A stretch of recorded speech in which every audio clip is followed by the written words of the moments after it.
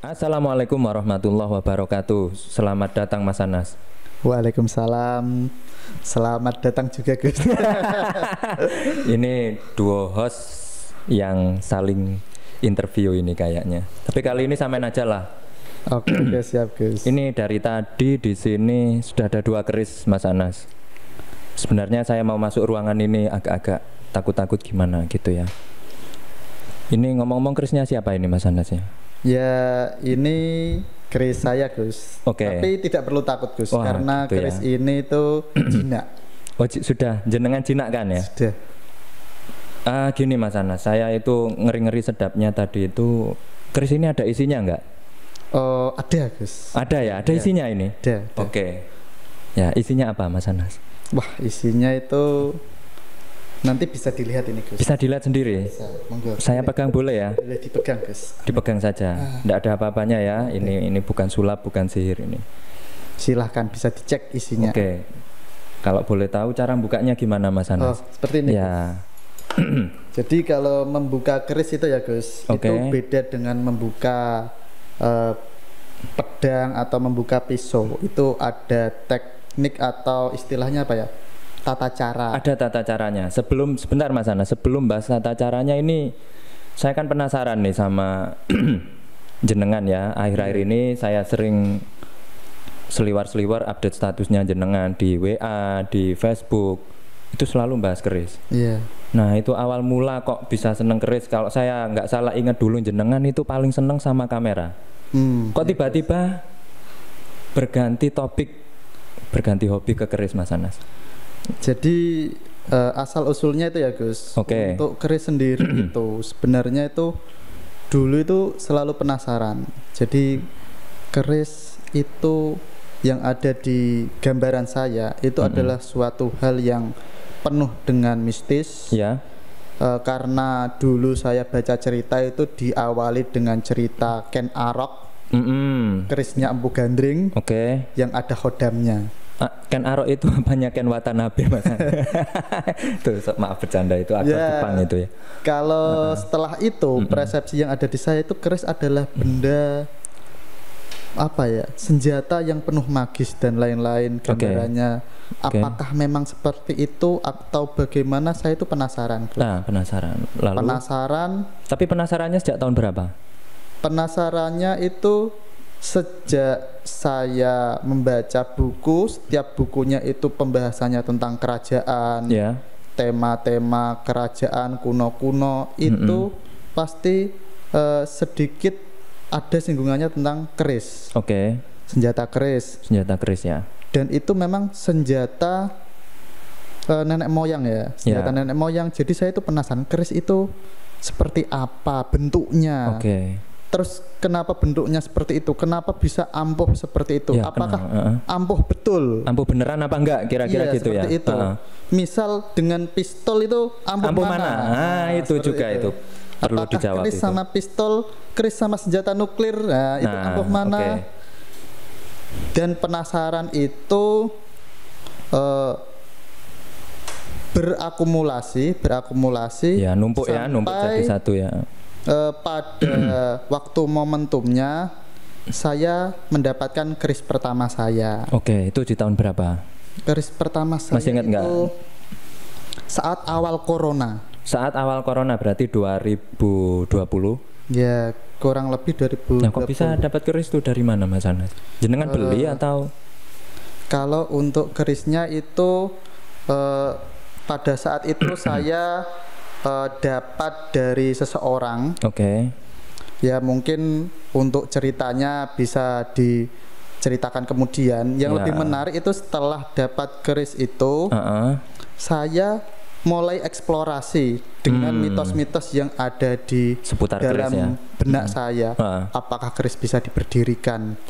Apakah keris itu ada khodamnya, geludak-geludak atau tidak? Saya mencoba mencari.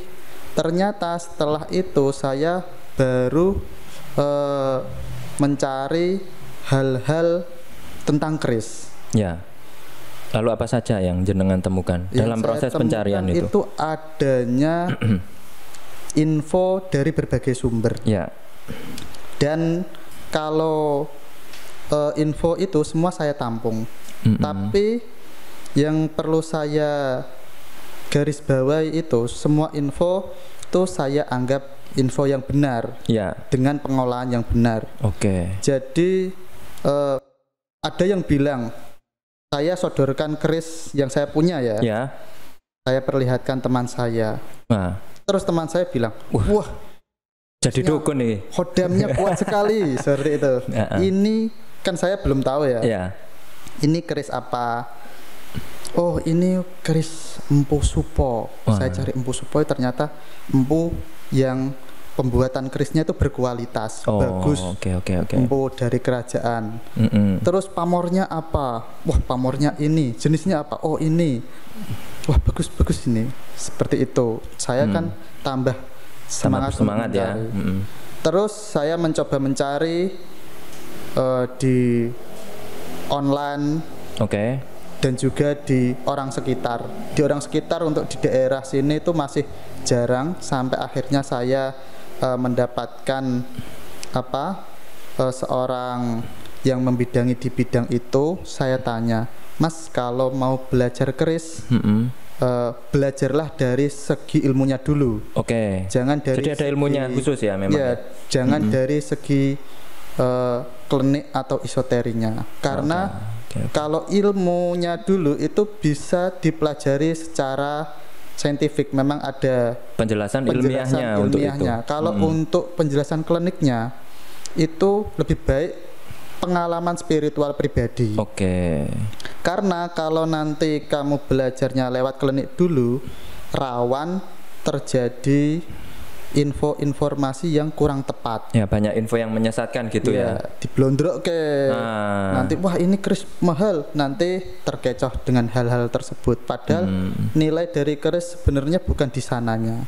Itu hanya satu dari banyak hal yang ada di dalam sebuah keris. Nah, terus dari situ saya melihat, saya coba istilah mentashehkan apa yang saya dapat sebelumnya, memvalidasi apakah benar demikian. Ternyata keris yang saya punya itu bukan seperti yang disampaikan teman saya. Ternyata keris itu adalah jenis keris koden.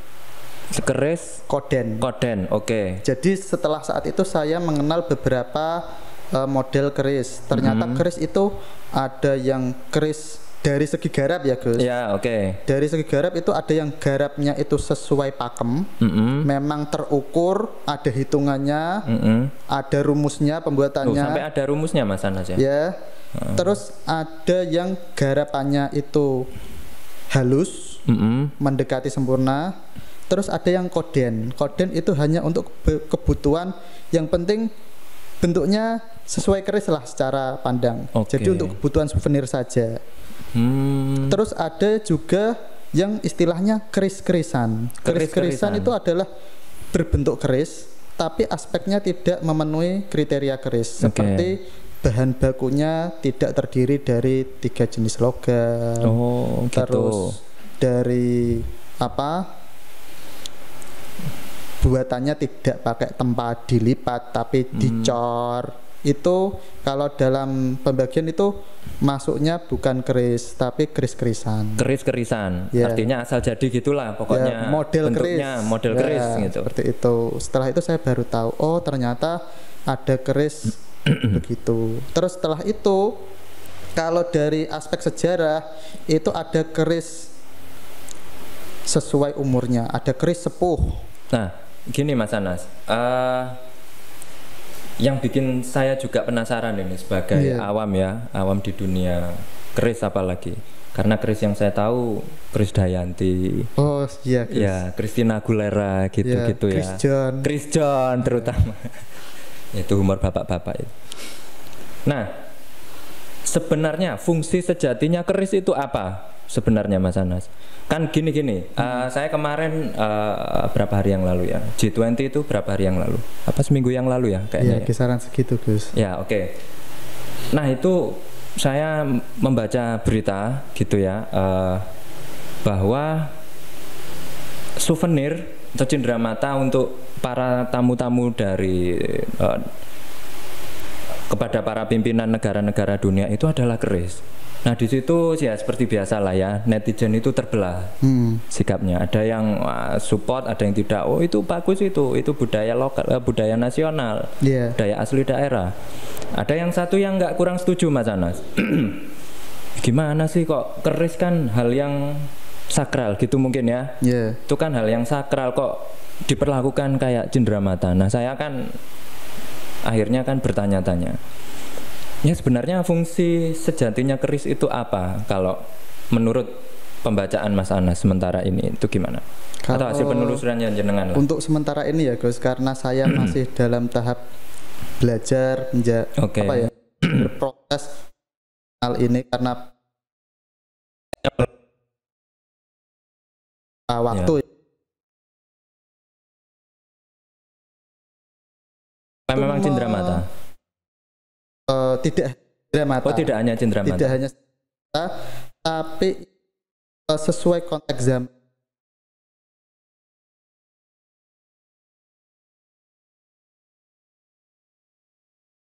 Keris adalah suatu upacara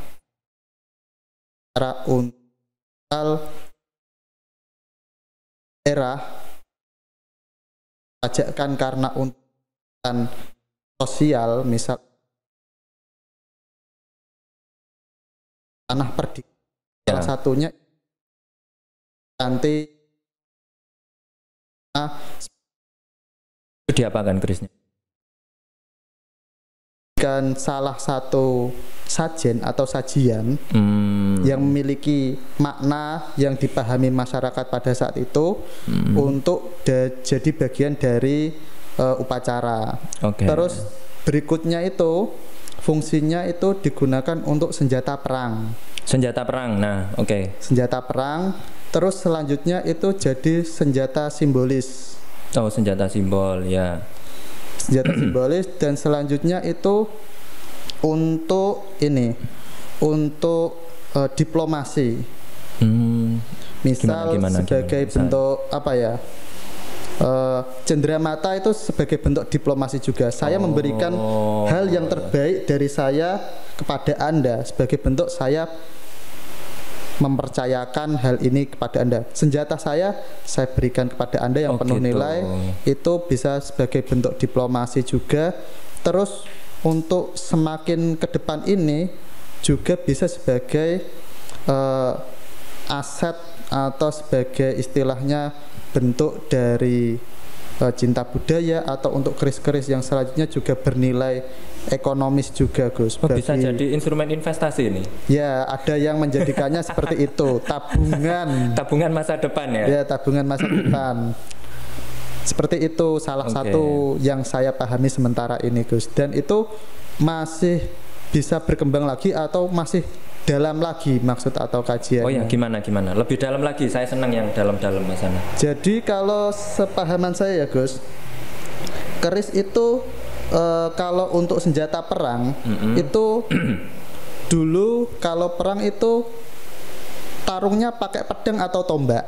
Waduh saya kurang tahu Mas Anas. Nah, tarungnya pakai pedang atau tombak ya. Tapi setiap petarung itu membawa keris. Nah itu lah yang membawa keris itu biasanya khusus. Ada yang disemat, biasanya membawa maksimal sampai 3 disematkan di belakang terus di depan sama di pinggang. 3 senjata ya. Terus bawa itu yang bawa tombak dan ada yang bawa pedang. Nanti tarungnya pakai itu.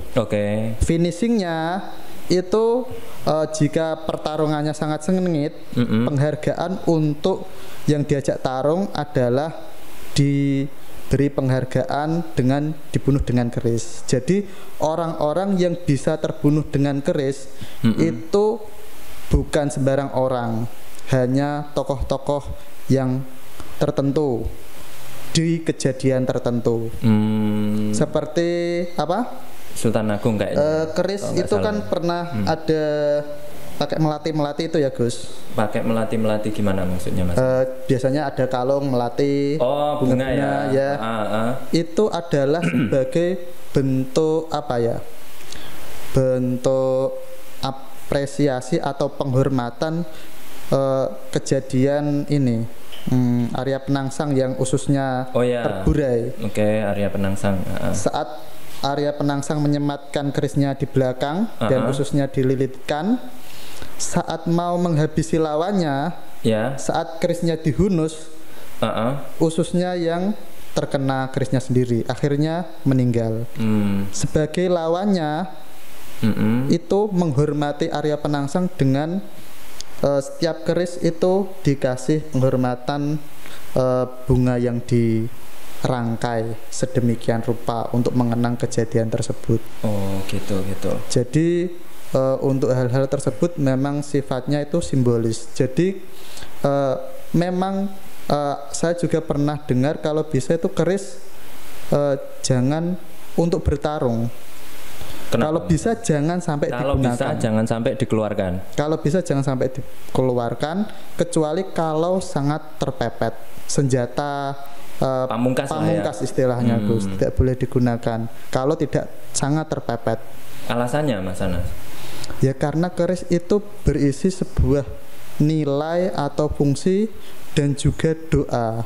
Jadi ada yang menganggap kalau keris sampai digunakan untuk bertarung, itu ada yang mengatakan doa sang empu untuk membuat keselamatan si penggunanya ini sampai terkalahkan.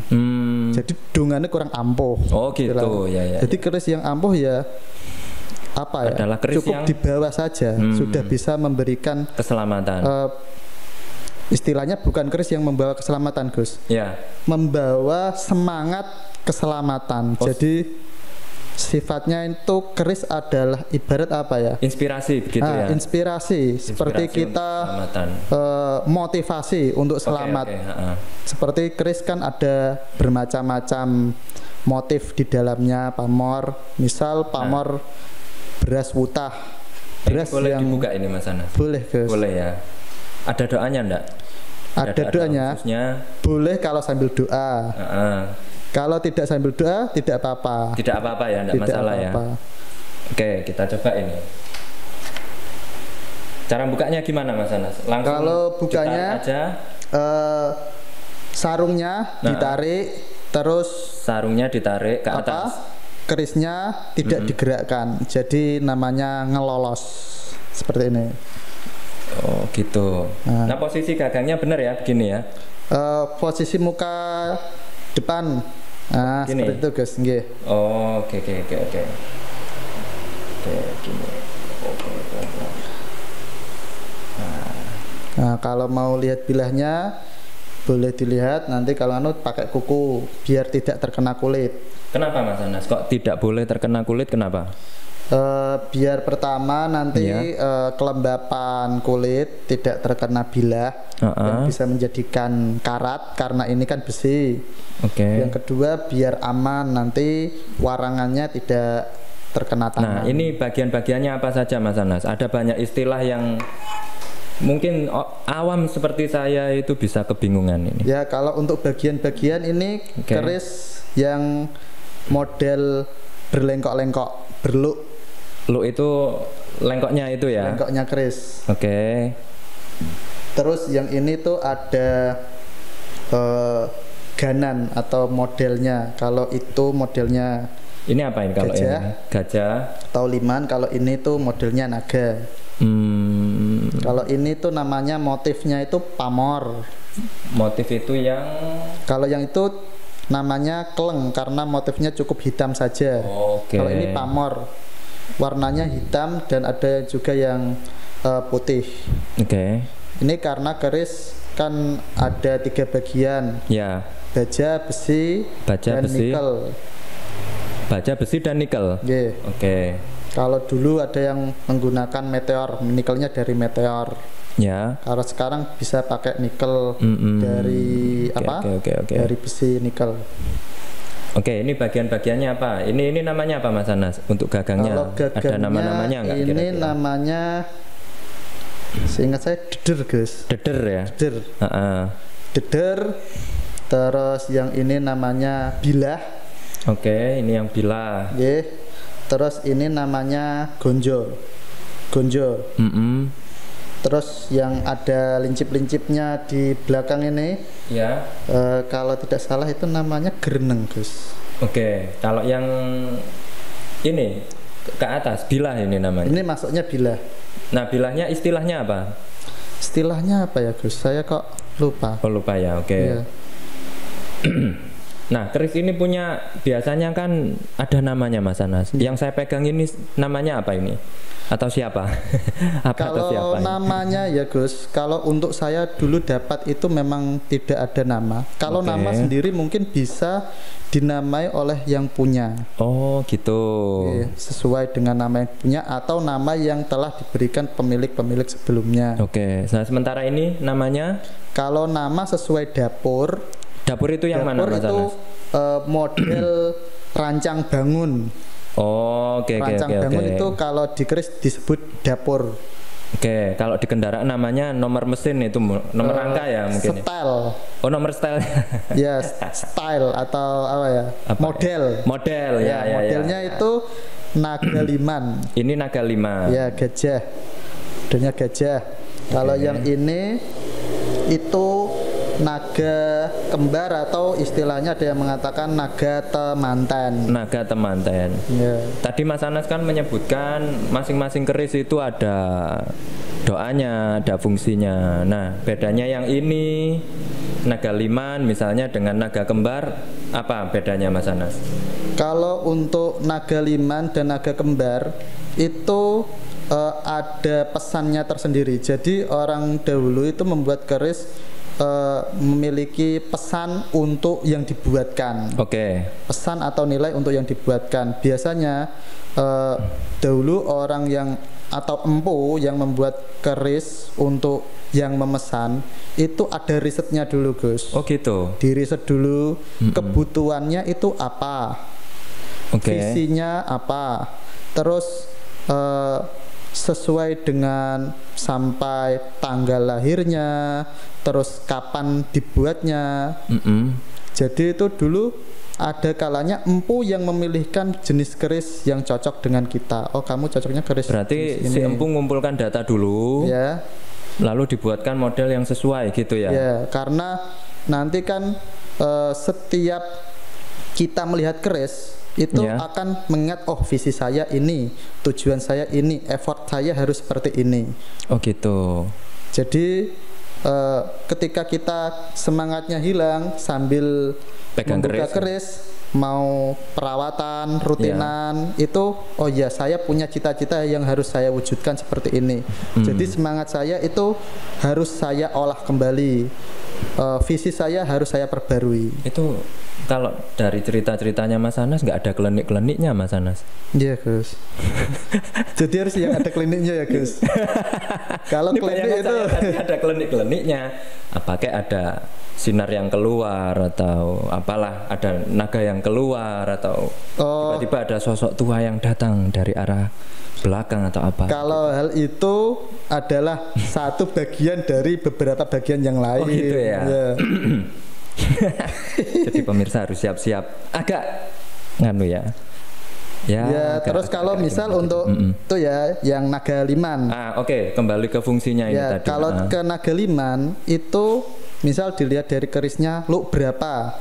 Jadi misal luk 1 itu ada arti yang disepakati. Jadi ketika empu sudah membuat keris kepada yang dipesankan pada pemesan, itu juga punya istilahnya punya kewajiban atau punya tanggung jawab untuk menyampaikan ini maksudnya, ini fungsinya, dan seperti itu. Jadi dulu juga setiap orang Jawa itu minimal memiliki 3 keris. Yang pertama itu keris dari orang tua kepada anaknya. Warisan ini ya. Visi dari keluarga kita turun temurun, dari saya pasrahkan ke setiap kamu. Keluarga ya berarti ya. Ya kalau setiap keluarga kurang tahu Gus, tapi keluarga Jawa ada yang seperti itu. Karena kan belum tentu semuanya memiliki keris. Ini visi keluarga, saya sampaikan ke kamu. Jadi tidak perlu bercerita panjang. Dengan kecerdasan dia membaca, oh ini visi nggak usah bikin ADART gitu ya. Iya, ADART-nya di zip pakai ini. Ya yang repot kalau nggak bisa unzip-nya itu Mas Anas. Sinau sama guru yang lain seperti itu. Lah terus ada juga setelah itu ada kancing gelung. Kancing gelung itu saat menikah mendapatkan keris dari mertua. Oke, ya. Nang visi dari keluarga kamu yang baru adalah seperti ini. Ini saya serahkan kepadamu. Dan juga jadi ada 2 visi ya yang harus dia bawa ya. Ada tambahan lagi Gus. Setiap orang punya visi sendiri. Dia buat keris sendiri. Dibuatkan kamu buat visinya sendiri. Oh ini visi saya zipkan dalam bentuk keris. Jadi setiap keris terus. Jadi saat perang dia bawa 3 keris. Aku nggo keluarga, aku nggo mertua, aku nggo aku dewe. Isa-isa kudune menang. Minimal seperti itu guys. Ya. Jadi ada di suatu kesempatan itu ada orang mau perang. Pak, kalau badhe berangkat perang, sedurunge perang jajal krisem dekno dhisik. Disuruh diberdirikan, dibuka dari warangka, diberdirikan. Tidak bisa-bisa. Seharusnya bisa Gus, karena keris itu dibangun dengan rumus dan presisi yang bagus. Jadi kalau diberdirikan pasti bisa. Misal ada teknik khususnya atau doa-doa khususnya untuk kalau memberdirikan? Untuk doa khusus mungkin setiap keluarga beda-beda, tapi secara indera diberdirikan. Ketika sosok tersebut disuruh mendirikan kerisnya, itu tidak bisa, selalu roboh. Lalu dia mendapatkan masukan dari orang tuanya.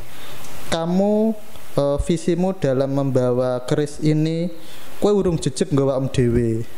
Artinya coba koreksi lagi. Misi 6 untuk berperang itu sudah sesuai apa? Perang hanya untuk berarti hatinya belum ego saja. Cukup teguh ya. Belum teguh pada dirinya sendiri tenang. Kok belum cukup tenang, belum teguh kok mau berangkat perang itu malah. Padahal perang itu membawa tidak hanya visi personal ya Gus. Ya, tidak hanya karena dendam ya pastinya orang tua, ya. Visi keluarga dan juga mungkin visi masyarakat yang ada di perwakilannya tadi. Oke. Ini berarti ini gini Mas Ana, saya juga membaca beberapa ya sekilas saja lah. Keris itu adalah jiwa pemiliknya gitu ya. Ini kayak di tokoh anime lagi nih. Pedang adalah jiwa pemiliknya. Apakah itu juga berlaku di keris Mas Anas? Iya, keris itu ya begitu ya, menyimpan jiwa pemiliknya ya. Betul. Nah itu eksplanasinya gimana? Penjelasannya gimana Mas Anas? Jadi keris itu ibarat ya perwakilan dari dirinya. Jadi kita, visi kita, terus cita-cita kita dan tujuan-tujuan kita itu bisa disaripatikan di keris. Misal kalau apa ya, dari misalnya ini tujuan saya pengen sukses secara apa ya, kepemimpinan misalnya, saya pengen jadi penguasa. Misal saya ingin menjadi penguasa dan lain-lain, saya ingin sukses dalam hidup dan lain-lain. Itu visi tersebut itu bisa dikristalisasi. Kan kalau dulu itu budayanya itu adalah disimbolkan ya Gus. Maksudnya itu disimbolkan. Salah satu yang paling bisa membuat simbolisme tersebut itu terkristal dengan baik adalah keris. Karena keris itu sangat lekat dengan lelaki Jawa. Mengdi nggawa keris Gus. Jadi ku ibarat yo kalau di Jepang kayak bawa misal katana gitu ya. Emosi ya Gus. Emosi terus mau menghunus keris, melihat kerisnya, oh visiku gak iki, akhirnya nggak jadi emosi. Jadi bisa meredam emosinya. Jadi keris itu unik Gus, senjata yang bukan untuk emosi tapi meredam emosi. Kalau pistol kan kita punya pistol akan tumbuh ego ya. Tapi kalau kita punya keris itu malah sebaliknya Gus. Malah justru nggak pengen nggak pengen perang, malah bisa. Sebenarnya seperti itu Gus. Makanya banyak keris yang ada kinatah emas, naga dan lain-lain itu bisa jadi Nogo emas ya. Eman-eman lah gitu. Yeah. Sayang lah. Gawene penuh tirakat. Ya. Tanggalnya apik sisan, misal seperti itu. Ibarat kita punya nomor cantik mau buat spam kan. Ya, sayang sekali ya. Seperti itu, Gus. Sepengetahuan saya. Sepengetahuan Mas Anas seperti itu. Nah, oke, Mas Anas, ya mungkin banyak sekali ya hal-hal yang nanti bisa kita bincangkan tentang keris, tapi saya pengen tahu cara perawatannya gimana. Ini susah nggak cara ngerawat keris itu? Kalau untuk perawatan keris itu ya mitosnya kan susah loh Mas Anas. Tiap tanggal berapa ya? 10 suro misalnya. Nah itu harus direndam inilah ini itu pakai menyan segala macam. Kalau Mas Anas sendiri? Kalau sementara ini Gus yang saya ketahui ya itu kadang karena ada yang keris itu direndam dengan cairan racun apa, terus istilahnya ada yang pakai gedebok bosok dan lain-lain. Itu ternyata perawatan tersebut ada kalanya malah menjadikan kerusakan bila tidak tepat perawatannya. Misal menggunakan minyak misik yang kental sekali. Ya biasanya kalau nggak misik ya za'faron lah. Ya itu umumnya itu bisa membuat bilah menjadi terdapat plak-plak seperti itu. Ada reaksi kimianya ya berarti ya. Jadi kalau untuk perawatan keris itu biasanya ada tahapannya. Keris yang sudah mau dirawat itu diputih dulu, dibersihkan warangannya. Jadi karena ini besi diputihkan dulu, kan warnanya hitam tadi kan? Diputihkan putih, terhilang dari warangan dan karatnya, baru nanti dirawat dan diwarangi. Diwarangi itu menggunakan senyawa arsenik. Senyawa arsenik apa nggak bahaya itu Mas Anas? Ya bahaya Gus, karena arsenik itu kan racun. Jadi biasanya kalau perawatan ya di saat-saat tertentu. Terus jam-jamnya tertentu. Jam-jamnya juga untuk tertentu. Menghindari dikontaminasi oleh orang-orang awam yang tidak tahu ini racun nanti, ini. Racun nanti kepegang atau lain-lainnya. Lah dipilih misal bulan Suro itu karena memang dibuatkan waktu yang selaras. Biar nanti sebenarnya di lain bulan Suro juga tidak apa-apa, tapi kalau di bulan Suro kan misal waktunya selaras, perawatan semua. Jadi misal yang tidak bisa merawat sendiri bisa bareng-bareng. Misal seperti itu.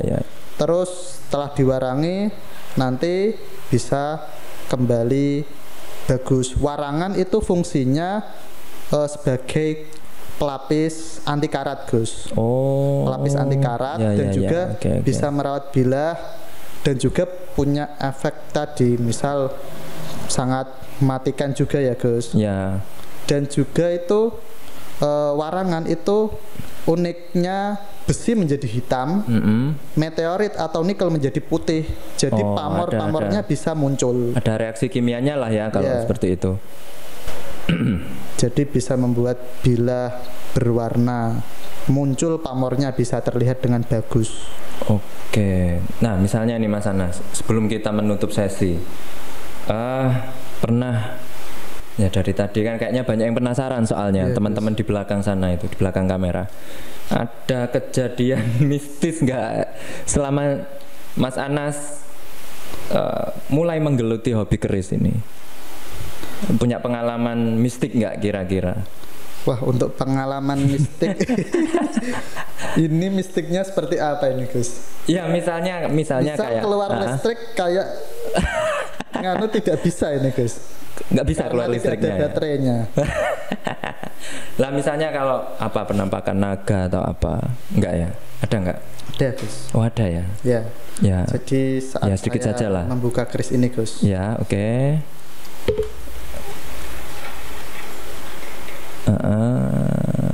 Saya melihat dua naga di sini Gus. Ya itu bukan mistik. Ya kalau untuk pengalaman mistis itu lebih tidak ke mistis istilahnya ya. Tapi apa berarti? Ke pengalaman pengalaman spiritual. Ya, oke. Gimana? Kalau untuk hal tersebut itu misalnya apa? Satu saja lah misalnya. Ini bisa dikatakan berkaitan atau tidak langsung ya Gus. Ya. Karena ini bersinggungan dengan mungkin pola pikir ya. Ya. Jadi kalau di masyarakat Jawa itu kan ada yang mengatakan lelaki Jawa itu harus memiliki 5 aspek. Ya. Ada kalanya itu apa? Tadi yang dikatakan ada katuranggan misalnya, katuranggan, katuranggan, terus istilahnya ada apa lagi ya? Kalau lupa. Salah satunya itu kan ada keris. Ada kelangenan, katuranggan. Kelangenan itu apa ya istilahnya? Ya hiburan lah. Rumah. Ada rumah, kendaraan, hiburan, perempuan, dan yang terakhir apa? Keris. Oh yang terakhir itu keris Mas Anas ya. Jadi kalau dalam hal itu kan biasanya ada yang memaknai bendawiyah ya. Sebenarnya itu bisa dimaknai juga sebagai konsep. Seperti dikatakan laki-laki sejati itu ketika punya rumah, maksudnya itu bisa mengayomi. Terus punya kendaraan. Kendaraan itu maksudnya kita bisa diajak mobilitas. Maksudnya dijak Rono dijak Rene Terus yang terakhir tadi ya kita urutkan saja lah tadi. Ada rumah, ada kendaraan, ada permainan. Nah kalau yang permainan gimana dong Mas Anas? Kalau permainan itu apa? Saya lupa Gus. Kalau yang perempuan ya. Kalau permainan kan mungkin passion ya kalau zaman sekarang. Bisa nggak diartikan gitu ya? Bisa sepertinya. Cowok sejati harus punya passion gitu. Terus ada juga yang terus perempuan, harus punya pasangan lah ya berarti itu ya. Maksudnya atau gimana? Memiliki rasa asih yang tinggi. Jadi biasanya kan kalau lelaki itu memikirkan pribadinya sendiri. Ya biasanya egois lah ya. Itu lebih ke sifat yang membimbing dan lain-lain. Begitu. Terus yang passion tadi kan biasanya disimbolkan burung ya Gus. Ya. Itu ada yang mengartikan bahwa kita harus memiliki sesuatu yang indah di dalam diri kita. Sesuatu yang menyenangkan. Di dalam diri kita. Mosok awake dhewe gak nyenengno wong liya utawa nyeneng awake dhewe. Seperti itu. Kalau yang terakhir itu keris. Nah, keris ini itu disimbolkan sebagai sesuatu benda yang taktis, tajam. Itu sebagai pola pikir. Jadi kita sebagai lelaki itu salah satu aspeknya punya pola pikir yang tajam. Misal melihat suatu hal, suatu fenomena, kita harus aku di keris, kudune aku punya pikiran sing setajam keris ya. Nah, seperti itu. Set das was gitu ya Mas Anas ya. Oke Mas Anas, sebelum kita tutup sesinya mungkin ada ya apalah semacam motivasi kepada teman-teman muda, karena Mas Anas masih muda kok hobi ngoleksi keris gitu ya. Itu hal yang kurang lumrah itu Mas Anas. Bisa seperti itu ya Gus. Ya kurang lumrah maksudnya saya nggak terlalu terbiasa. Ya biasanya anak-anak muda kan hobinya hiking lah, traveling, apalagi ya motor atau apa lagi. Nah ini kok malah keris gitu. Ya mungkin ada semacam quotes atau closing statement begitu Mas Anas. Quotes itu sepertinya belum kaitannya dengan keris. Kalau kaitannya dengan keris, saya pribadi sendiri seperti ini Gus. Tidak kenal maka tidak sayang. Jadi bisa jadi kita tidak sayang dengan budaya leluhur kita, salah satunya keris bisa jadi karena kurang kenal. Karena semenjak saya mulai mengenali keris dan mendapatkan informasi banyak hal tadi ya banyak hal, dan kalau bisa bertanya kepada pihak yang tepat, itu semakin mengenal, semakin tertarik, semakin menyayangi Gus. Kalau orang Arab itu biasanya kan kalau tidak kenal sama dengan membencinya, membenci hal yang tidak dikenal. Kalau orang Jawa kan tidak kenal maka tidak sayang. Jadi bila kamu tidak menyayangi sesuatu, bisa jadi belum mengenalnya saja. Jadi kita coba dengan mengenalinya, terutama apa yang sudah kita miliki dari leluhur-leluhur kita. Kita kenali keris. Ternyata keris itu tidak seperti apa yang ditampilkan entertain dan TV, film-film horor gitu ya. Horor itu tidak seperti itu, tapi kita coba tanyakan. Misal kita tanya kepada informasi yang A1 yang memang dekat, misal di orang yang mendekati sejarah budaya.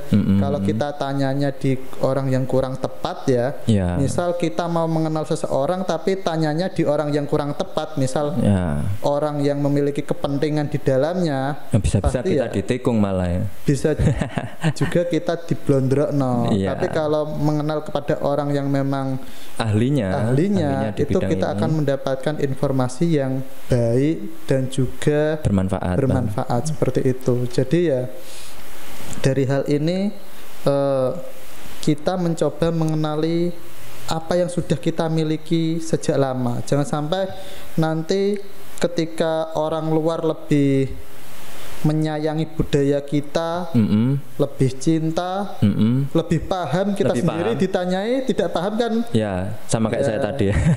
Seperti itu. Nanti kita malah tanya, wah bagaimana pendapatmu tentang keris? Waduh, keris itu mistik. Itu kan ya sebagian kecil saja lah ya tadi ya, kalau dari keterangan Mas Anas tadi. Ibarat pembuat keris itu kan empu itu pembuat sekelas S3 ya Gus. Masa pertanyaannya hanya di sebatas mistisnya saja. Ada kodamnya atau enggak begitu ya. Itu kan rugi banget kita tanya seperti itu. Pertanyaannya kan masih bisa di bagian lain yang lebih luas. Oke Mas Anas, terima kasih banyak atas waktunya. Insya Allah nanti akan kita sambung lagi. Ya nanti bisa mendatangkan yang lain ya Gus, nanti saya bisa jenengan nanti yang jadi hostnya. Kita belajar bersama. Kita belajar bareng-bareng nanti. Oke, terima kasih atas waktunya Mas Anas dan terima kasih atas kerisnya. Nanti bisa saya bawa pulang ke rumah. Ini nanti dikembalikan setelah dari rumah. Oke Mas Anas, terima kasih. Assalamualaikum warahmatullahi wabarakatuh. Waalaikumsalam warahmatullahi wabarakatuh.